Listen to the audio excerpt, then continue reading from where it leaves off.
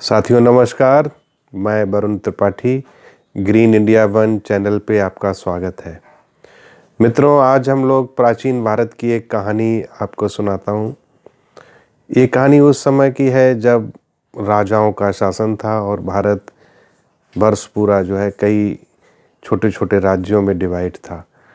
उसी समय में एक बहुत ही पराक्रमी राजा हुए और राजा के एक बेटा था। राजा के केवल एक ही बेटा था, जिसकी वजह से राजा को बहुत ही लाड़ प्यार से पाला था और लाड़ प्यार ने बेटे को यानी कि राजकुमार को बहुत ही लाड़ला और बहुत ही कोमल बना दिया था। काफ़ी समय बीत जाने के बाद में एक दिन राजा बहुत ही उदास बैठा था। तो वो राजा की उदासी देख के मंत्री को बड़ी चिंता हुई कि आज राजा इतना उदास और निराश बैठा है, इसका क्या कारण हो सकता है। मंत्री ने जाके राजा से पूछा, राजा जी माफ़ कीजिएगा, लेकिन मुझे आपके चेहरे पे चिंता और निराशा दोनों एक साथ दिखाई पड़ रही हैं। इससे मुझे बहुत ही परेशानी हो रही है और इस निराशा का मैं कारण जानना चाहता हूँ। राजा बोला, मंत्री तुमने प्रश्न बहुत अच्छा किया है, क्योंकि तुम मेरे साथ रहे हो, तुमने देखा है कि हमने ये राज्य किस तरह तलवार के बल पे इसको बनाया है, किस तरह इसकी रक्षा की है, किस तरह इसका विस्तार किया है। इसके राज्य के लिए हमने कितने युद्ध लड़े हैं, कितने हमने अपने सैनिकों का बलिदान दिया है, तब जाके ये इतना बड़ा साम्राज्य खड़ा हो पाया है। निश्चित रूप से एक बड़ा और साम्राज्य खड़ा करने के लिए बहुत परिश्रम की आवश्यकता होती है। मंत्री ने कहा, राजा जी आप बिल्कुल सही कह रहे हैं, इसमें तो कोई संदेह नहीं है कि आपने बहुत ही मेहनत की है और इसी वजह से आज आपको पूरी प्रजा भी बहुत प्यार करती है, बहुत स्नेह आपसे रखती है। तो मैं इसका फिर आप निराश क्यों हैं? राजा ने कहा, निराशा इस बात की है कि मैं जब राजकुमार को देखता हूँ तो वो आलसी सा घर में पड़ा रहता है, कोई कार्य नहीं करता है, किसी भी अभ्यास कार्य में वो भाग नहीं लेता है, राज्य के कार्यों में उसकी कोई रुचि नहीं। और जैसा कि सामने है कि मैं अब बूढ़ा हो रहा हूँ, मुझे अपनी राज्य की चिंता हो रही है कि जिसको मैंने खून पसीने से इतना सींचा है, इतना बड़ा किया है, आगे उसकी देखभाल कौन करेगा। क्योंकि राजकुमार तो ना तो कभी उसने युद्ध अभ्यास में भाग लिया है, ना कभी राज्यों के कार्यों में रुचि दिखाई है, इवन कि वो राज दरबार में भी आना उचित नहीं समझता है। हमेशा घर में लेटे रहना या छोटे मोटे कार्यों के लिए इधर उधर जाना, घूम फिर के फिर अपने राज में आके राजमहल में लेट जाना। तो ये कहीं न कहीं मुझे जो इसका नकारापन है, ये रानी के दुलार प्यार ने इसको इतना ज़्यादा बिगाड़ दिया, मैंने भी ध्यान नहीं दिया। लेकिन अब मुझे ये चिंता होने लगी है कि ये राज्य की रक्षा कैसे होगी। मंत्री बोला कि महाराज इसमें कोई चिंता का विषय नहीं है, ये तो बहुत सरल बात है, आप इतने इस बात के लिए निराश क्यों? काश आपने मुझे पहले बताया होता। तो राजा ने कहा, चलो मैंने अब तो बता दिया है, अब आप इसका उपाय निकालिए। मंत्री ने कहा, महाराज अब इसकी शादी कर दीजिएगा। बहुत सारे राजा का यश चारों तरफ फैला हुआ था, बहुत सारे रिश्ते आते थे। एक रिश्ता को देख के राजकुमार की शादी कर दी गई। बड़ी धूमधाम से चारों दिशाओं से राजाओं के लोग आए, शादी विवाह हुआ, बहुत धूमधाम से राजा ने दान किया, शादी संपन्न हो गई और फिर यथावत कार्य चलने लगे। लेकिन राजकुमार के स्वभाव में कोई भी बदलाव नहीं आया। राजा ने मंत्री को बुलाया, बोला, मंत्री आपने कहा था कि बेटे की शादी कर दीजिएगा, उसका स्वभाव बदल जाएगा। मैंने तो शादी भी कर दी, लेकिन मुझे तो कोई बदलाव नज़र नहीं आ रहा है। मंत्री ने कहा, राजा जी धैर्य रखिए, हर चीज़ का एक समय होता है, समय आएगा सब कुछ ठीक हो जाएगा। लेकिन समय बीतता चला गया। कई बार क्या हुई कि जिस रानी से शादी हुई थी वो भी अपने मैके चली गई और चारों तरफ इस बात का ढिढोरा सा हो गया था कि राजकुमार बिल्कुल ही नकारा टाइप का है, कोई कार्य नहीं करता है और घर में पड़ा रहता है। तो उसको भी अपने जब वापस मायके में गई तो वहाँ पे भी व्यंग उसे सुनाई पड़ते थे, लोग हंसी करते थे, ठिठोली करते थे।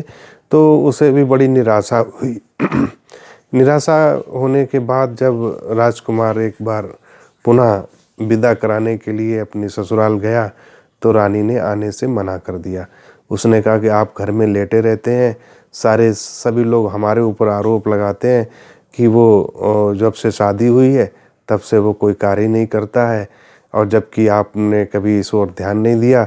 मैंने कई बार आपको चिताया लेकिन आप नहीं माने, इसलिए आप लौट जाइए और मैं वापस अब नहीं आऊँगी जब तक आप अपने स्वभाव में बदलाव नहीं लाएंगे।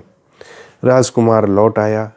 राजकुमार को बड़ा दुख हुआ और बहुत ही अपमानजनक लगा कि आज वो खाली अकेला वापस लौट के आया। राजा ने भी देखा, उसको भी बहुत ही खराब लगा कि राजकुमार विदा कराने के लिए गया था लेकिन रानी ने आने से मना कर दिया। मंत्री को बात पता चली। मंत्री ने राजकुमार के पास आया, बोला क्या हुआ। राजकुमार ने पूरी घटना बताई। तो बोले बेटा इसमें कोई चिंता का विषय नहीं है, ये सारी चीज़ें बदल जाएंगी। मंत्री ने कहा मैं स्वयं जाता हूँ और मैं राजकुमारी को विदा करा के लेके आता हूँ। मंत्री दूसरे दिन गया राजकुमार के ससुराल, राजा को बताया और बहू को यानी कि राजकुमारी को बुलाया, उससे बात की। मंत्री ने आश्वासन दिया कि अब आगे से ऐसा नहीं होगा, आप चलिए हमारे साथ। खैर वो मंत्री का चूँकि सम्मान था, मंत्री एक बहुत ही प्रभावपूर्ण और बहुत ही शक्तिशाली व्यक्ति थे, उनकी बात को पूरे परिवार और बाहर कोई टालता नहीं था। उनकी बात का सम्मान रखते हुए राजकुमारी मंत्री जी के साथ वापस आ गई। तो इसके बाद में मंत्री ने राजकुमार से कहा कि निश्चित रूप से बड़ा उपहास का विषय है कि आप घर में लेटे रहते हैं, कोई कार्य नहीं करते हैं। तो राजकुमार ने कहा कि मंत्री जी मैं क्या करूं, मेरा मन ही नहीं करता है कुछ करने का। मुझे लगता है कि मेरे शरीर में जान ही नहीं है, मैं तो बहुत ही कमज़ोर हूं, मैं तलवार नहीं चला सकता हूं, मैं शिकार नहीं खेल सकता हूं। तो ये सारी बातें सुन के मंत्री को बड़ा आश्चर्य लगा। मंत्री ने कहा कि ये सब आप भूल जाइए, ये सारी चीज़ें आप भूल जाइए और मैं जैसा कहता हूँ वैसा आप करिए, आपका यश गान चारों तरफ फैल जाएगा। राजकुमार ने कहा मंत्री जी मैं आपकी हर बात मानने को तैयार हूँ, कृपया करके कोई ऐसा उपाय बताइए कि जिससे मेरे अंदर का ये जो नीरसता है या जो आलसीपन है ये ठीक हो जाए। तो मंत्री ने कहा कि आप झूठ मूठ का ये कहेंगे कि हमको शिकार पे जाना है, हमको इस तरह के बहाना करके आप निकलेंगे तलवार लेके तैयार होके और जाइए वहाँ पे झाड़ियाँ पेड़ पौधे ये तलवार से काटिए और लौट आइए कि झूठा ये मैं जो है शिकार पे गया था, और ये आप डेली का नियम बना लीजिए। तो राजकुमार ने मंत्री की बात मान ली। सुबह एकदम से तैयार होके ढाल तलवार लेके घोड़ों के साथ निकल पड़ा और पीछे से मंत्री हमेशा उसके कुछ सैनिकों को भेज देता था कि जिससे कि आप दूर से निगरानी करेंगे। इस राजकुमार को ये पता नहीं चलना चाहिए कि उसके पीछे सैनिकों की टुकड़ी है। उसे हमेशा ऐसा लगना चाहिए कि वो अकेला ही अपना अभ्यास कर रहा है। धीरे धीरे करके समय बीतता गया और वो राजकुमार डेली जाता था तो राजा भी खुश हो गया कि राजकुमार डेली शिकार पे जाता है और शाम को लौट के आता है तो तलवार की धार मुथरी हो जाती। उसे देख के लगता था कि निश्चित रूप से राजकुमार कहीं न कहीं शिकार खेल रहा है। समय बीतता रहा।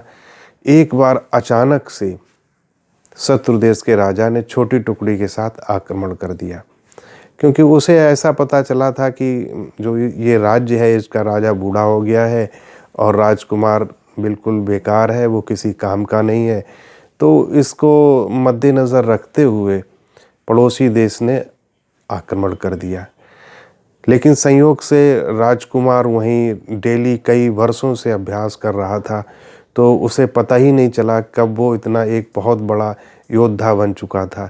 जैसे ही शत्रु देश की सेना ने आक्रमण किया, अकेले राजकुमार ने उनका प्रतिहार करना प्रारंभ कर दिया और इतनी कुशलतापूर्वक युद्ध कर रहा था जैसे कोई अच्छे से अच्छा योद्धा भी नहीं कर पाएगा। पीछे से एक टुकड़ी भी चूँकि राजकुमार की दूर निगाहों से रहती थी, उसने भी मोर्चा संभाल लिया और तुरंत कुछ सैनिक राज्य को सूचना देने के लिए वापस दरबार की तरफ, राज्य की तरफ दौड़ के भाग के आए। उन्होंने मंत्री और राज दरबार में सूचना दी कि पड़ोसी देश ने आक्रमण कर दिया है। तो जैसे ही सूचना मिली और बहुत शीघ्र से शीघ्र यहाँ से सेना मदद के लिए पहुँचती, वहाँ देखा कि राजकुमार अकेले युद्ध कर रहा था और बड़ी वीरता से सामना कर रहा था। उसने शत्रु की सेना को 1 इंच भी अपने ज़मीन में घुसने नहीं दिया। ये देखकर राजा को आंसू आ गए और बोला कि मैं तो निहायत गलती कर बैठा, मैं नहीं समझ रहा था कि हमारा बेटा इतना बहादुर है। ये राजकुमार इतना बहादुर कैसे हुआ मंत्री जी, मैं ये आपसे जानना चाहता हूँ। मंत्री ने कहा, महाराज हर चीज़ का उपाय एक दिन में नहीं होता है और आप चाहते थे कि ये उपाय करके एक दिन में ही हमारा बेटा योद्धा बन जाए। ये एक सतत प्रक्रिया है और कोई भी व्यक्ति किसी भी कार्य को अगर रेगुलर वे में करता है तो निश्चित रूप से उसको एक बड़ी से बड़ी सफलता मिल जाती है। मोरल ऑफ द स्टोरी ये है कि जब भी हम किसी कार्य को करते हैं तो उसमें समय लगता है, चाहे वो वेल्थ बनाने का हो, चाहे हेल्थ बनाने का हो, चाहे पढ़ाई करने का हो। क्या कोई व्यक्ति विद्वान एक दिन में पढ़ाई करके विद्वान बन सकता है? क्या कोई छात्र 2 दिन पढ़ के एग्ज़ाम में टॉप कर सकता है? या कोई व्यक्ति ऐसा है जो स्वास्थ्य बनाने के लिए पूरे दिन एक्सरसाइज करे और वो एक ही दिन में अपनी हेल्थ बना ले? क्या कोई व्यक्ति ऐसा है कि जो केवल एक दिन में ही अमीर बन सकता है? लेकिन हमारे जो समाज है उसमें जो लोग हैं वो हमेशा यही सोचते हैं कि एक दिन में अमीर बन जाए, कोई ऐसा शॉर्टकट मिल जाए कि जिसमें हम पैसा लगा दें, रातों रात 10 गुना 20 गुना हो जाए। या कभी चाहते हैं कि हमने जो इन्वेस्टमेंट किया है कि वो इन्वेस्टमेंट तुरंत ही डबल ट्रिपल हो जाए। तो उसी तरीके से जो SIP होती है वो एक समय मांगती है। जब आप रेगुलरिटी उसको मेंटेन करते हो, लगातार कई वर्षों तक चलाते हो, तब उसमें एक बड़ा अमाउंट दिखाई पड़ता है। हमारे मन में क्या आता है कि SIP आज हमने शुरू की और आज ही पैसा बन के हमारे सामने आ जाए। जो चीज़ हम 2 करोड़ का टारगेट लेके चले, लेकिन हम ये चाहते हैं कि पहले हमें 2 करोड़ रुपए मिल जाए, आगे इन्वेस्टमेंट करें चाहे ना करें। तो कहानी का जो भाव है या उसका भावार्थ है वो यही है कि हम धैर्य रखें, पैसेंस रखें और रेगुलरिटी अपनी मेंटेन करके चलें। तभी आप एक बहुत बड़े योद्धा बन सकते हो, तभी आप एक अपनी हेल्थ बना सकते हो, तभी आप वेल्थ बना सकते हो, तभी आप अमीर बन सकते हो। कोई भी कार्य हो, चाहे पढ़ाई का हो, चाहे समाज का कार्य हो, हम एक दिन में नहीं कर सकते हैं। हर कार्य एक समय चाहता है और वो समय ही आपको लेके आगे जाता है। आज दोस्तों इतना ही। आप लोगों ने कहानी सुनी, बहुत बहुत आभार, बहुत बहुत धन्यवाद।